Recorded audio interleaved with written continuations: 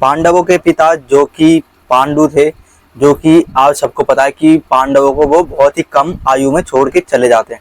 लेकिन क्या आपको पता है कि जो पांडु थे उनकी मृत्यु कैसे होती है? अगर आपको इस चीज के बारे में नहीं पता तो आज हम इसी चीज के बारे में जानेंगे कि पांडु की मृत्यु कैसे हुई थी। कहा जाता है कि जो पांडु था उसकी दो पत्नियां थी, जिसमें से पहली थी कुंती और वहीं पर जो दूसरी थी उसका नाम था माद्री। कुंती से पांडु के 3 पुत्र थे, जिनमें से युधिष्ठिर, भीम और जो अर्जुन, ये कुंती और पांडु के 3 पुत्र थे। वहीं पर जो पांडु की दूसरी पत्नी थी उससे पांडु को 2 पुत्र प्राप्त थे, जिसमें से दोनों के अश्विनी कुमार थे, जो कि एक था नकुल और एक था सहदेव। पांडु एक रोज वन में जाते हैं शिकार के लिए, और कहा जाता है कि जब वन में वो शिकार के लिए जाते हैं तो वहां पर एक मृग का जोड़ा होता है, जो कि एक ऋषि होते हैं और वो मृग रूप में सहवास कर रहे होते हैं। तो कहा जाता है कि जो पांडु था वो शिकार के चक्कर में बाण चला देता है, जो कि शिकार की जगह उन ऋषियों को जाकर लग जाता है। तो वो ऋषि जो कि पांडु थे उनसे बहुत ज्यादा क्रोधित हो जाते हैं और पांडु को वो श्राप दे देते हैं कि जैसे हमारी मृत्यु हुई है वैसे ही तुम्हारी भी मृत्यु होगी। तुम जब भी अपनी पत्नी के नजदीक भी जाने की कोशिश करोगे या फिर उसके साथ शारीरिक संबंध बनाने की कोशिश करोगे, तुम्हारी मृत्यु हो जाएगी। तो कहा जाता है कि जो पांडु थे अब वो अपने राज्य वापस नहीं जाते हैं, वो वहीं पर रुक जाते हैं वन में ही, और जो पांडु थे वहीं पर रहने लग जाते हैं। अब जो माता कुंती थी और जो उनकी दूसरी पत्नी माद्री थी, अब वो भी उनके साथ रहने लग जाते हैं। जो उनके पुत्र थे वो तो देखो जो गुरुकुल था वहां पर जाके शिक्षा ग्रहण करने लग जाते हैं। अब वहीं पर जो पांडु थे, एक रोज उनकी पत्नी जो माद्री थी अब वो वहां पर आते हैं। तो जो पांडु थे वो अपने ध्यान अवस्था में लीन थे, वो अपना तप कर रहे थे। तो जो माद्री थी वहां पर आती है और जो कि पांडु होते हैं वो माद्री के साथ सहवास करने की कोशिश करते हैं, जो कि अपने आप को नियंत्रित नहीं कर पाते। और जो कि जैसा ऋषि ने उनको श्राप दिया था कि तुम जब भी अपनी पत्नी के साथ सहवास करोगे तो तुम्हारी मृत्यु हो जाएगी।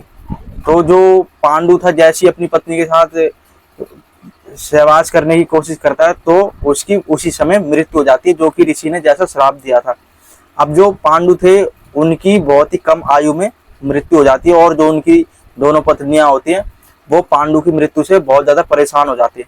और जो धृतराष्ट्र थे इसके चलते उनको हस्तिनापुर का राजा भी बना दिया जाता है कि अब आगे चलकर हस्तिनापुर की जिम्मेदारी कौन उठाएगा। तो जो धृतराष्ट्र थे उनको राजा बना दिया जाता है। तो जो पांडु थे इस तरीके से जो एक ऋषि को बाण मार देते हैं, उसके श्राप के चलते उनकी मृत्यु हो जाती है। अब जो उनके बच्चे थे जो कि 5 पांडव थे, वो जब शिक्षा ग्रहण कर रहे होते हैं तो जब जैसा कि आप सबको पता है कि जो बच्चा जो राजा का सबसे बड़ा होता है उसी को उस राज्य का उत्तराधिकारी माना जाता है। लेकिन जो दुर्योधन था वो चाहता था कि मैं हस्तिनापुर का राजा बनूं, और वहीं पर जो पांडव थे वो चाहते थे कि जो युधिष्ठिर है उसको राजा बनाया जाए। लेकिन जो धृतराष्ट्र का पुत्र था वो कभी नहीं चाहता था कि युधिष्ठिर को राजा बनाया जाए, और वो चाहता था कि मैं ही सिंहासन पर बैठूं। दुर्योधन ये सोच के तैयार था कि मैं हस्तिनापुर का सिंहासन संभालूं और यहाँ का राजा बनूं। लेकिन बड़े होने के नाते जो युधिष्ठिर था उसका हक बनता था कि वो सिंहासन पर बैठे। लेकिन यहाँ पर एक प्रॉब्लम ये थी कि जो धृतराष्ट्र थे उसका पुत्र तो देखो दुर्योधन था, जो कि उस समय में राजा भी थे, और वहीं पे जो पांडु थे उनकी मृत्यु हो चुकी थी, लेकिन जो युधिष्ठिर थे वो उनके पुत्र थे। तो इस नाते तो देखा जाए तो जो दुर्योधन है उसको राजा बनना चाहिए, क्यों? क्योंकि वो राजा का पुत्र है। लेकिन जो युधिष्ठिर है अब वो कौरवों और पांडवों में सबसे बड़ा था, तो इस नाते देखा जाए तो जो युधिष्ठिर है उसको राजा बनाना चाहिए। लेकिन जो पांडु था अब उसकी तो मृत्यु हो चुकी थी। तो इसके लिए जो पांडव थे वो बहुत संघर्ष भी करते हैं, और आपने देखा होगा कि जो पांडव थे जब उनके पिता की मृत्यु हो जाती है तो वो अपने जीवन में कितना संघर्ष करते हैं, उनको कभी भी न्याय नहीं मिलता है। और आपने देखा होगा कि जब पांडु की मृत्यु हो जाती है तो जब वो बड़े होते हैं तो उसके चलते जो पांडव थे उनको जो दुर्योधन था राजा बनने के चक्कर में उनको लक्षगृह में मारने की कोशिश भी करता है, जहां से वो बच तो जाते हैं।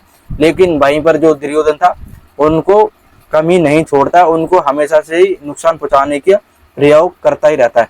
लेकिन जो पांडव थे अब लक्षगृह से बच जाते हैं, तो उसके बाद आपने देखा होगा कि फिर वो वनवास में चले जाते हैं। उनको 13 वर्ष का वनवास और 1 वर्ष का अज्ञातवास हो जाता है। तो जो पांडु था, इस तरीके से जो उनकी मृत्यु हुई थी, तो उसके चलते उनके पुत्रों को आगे चलकर यातनाएं ही झेलनी पड़ी। और जो कि माद्री थी, माद्री को ये अफसोस था कि मेरे चक्कर में ही जो मेरे पति पांडु है उनकी मृत्यु हो चुकी है। तो जो माद्री थी, कहा जाता है कि उनके साथ ही वो सती हो जाती है। तो इस तरीके से जो पांडु थे उनकी मृत्यु हो जाती है अपनी पत्नी के साथ सहवास करने के चक्कर में।